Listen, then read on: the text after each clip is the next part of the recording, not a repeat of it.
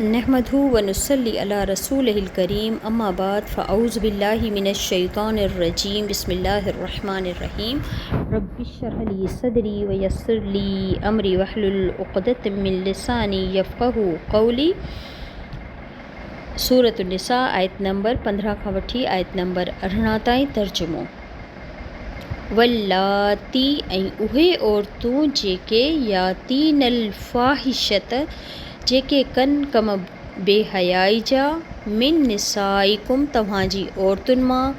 फ़स्तशहिदू पस गवाह मुक़ररु कयो अलैहिन्ना इन्हनि जे मथां यानी इन्हनि औरतुनि ते अर्बअतम मिनकुम 4 तव्हां मां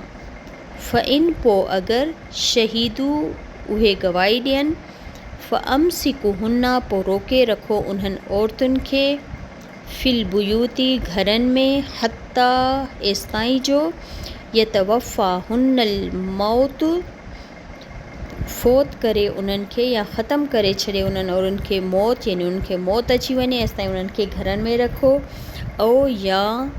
यजअलल्लाहु कढे अल्लाह ताला या ठाहे अल्लाह ताला लहुन्ना सबीला उन्हनि जे लाइ को रस्तो या ॿियो को रस्तो निकिरे।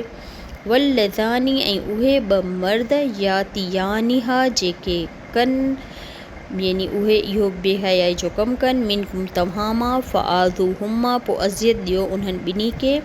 ॿिनी खे फ़इन पोइ अगरि ताबा उहे ॿई तौबा कनि व असलहा ऐं पंहिंजी इस्लाह कनि उहे ॿई फ़आरिदू पोइ एराज़ वरितियो या न उन्हनि खां दरगुज़र करियो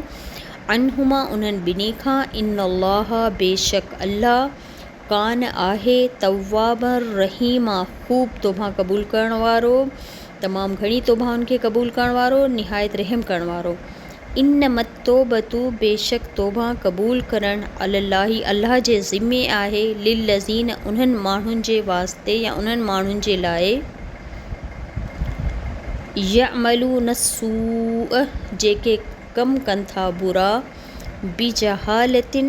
सबब जहालत जे ला इल्मी जे सुम पोइ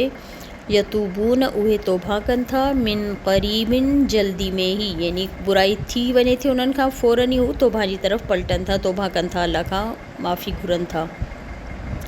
फ़उलाइक इहे ई उहे माण्हू आहिनि यतूबुल्लाहु मुतवजा थियो अल्लाह अलैहिम उन्हनि ॾांहुं उन्हनि जे मथां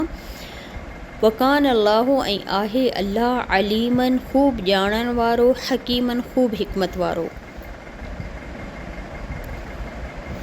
वलैसत तौबतू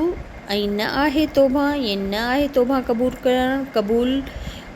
करण यानी नथी तौबा क़बूल थिए लिल्लज़ीन उन्हनि माण्हुनि जी जेके यामलून कम कनि था अमल कनि था सयाती बुरा यानी कंटिन्यू बुरा कम करे रहिया आहिनि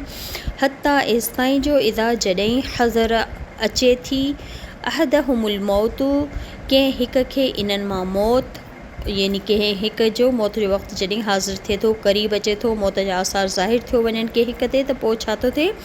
क़ाल उहो चवे थो इन्नी बेशक आऊं तुबतुल आन तौबा कयां थो हाणे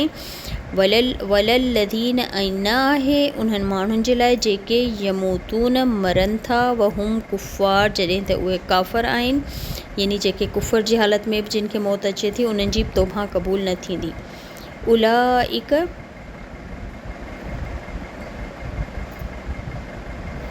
उलाइक इहे ई उहे माण्हू आहिनि आतदना तयारु कई आहे असां अल्लाह ताला फ़रमाए रहियो आहे इहे ई उहे माण्हू आहिनि जिन जे लाइ असां तयारु करे रखियो आहे लहम उन्हनि जे लाइ अज़ाबन अलीमा अज़ाब दर्दनाक। सुब्हानक अल्लाहुम्मा व बिहम्दिक अशहदु अन ला इलाहा इल्ला अंत अस्तग़फिरुक व अतूबु इलैक। अस्सलामु अलैकुम व रहमतुल्लाहि व बरकातहू।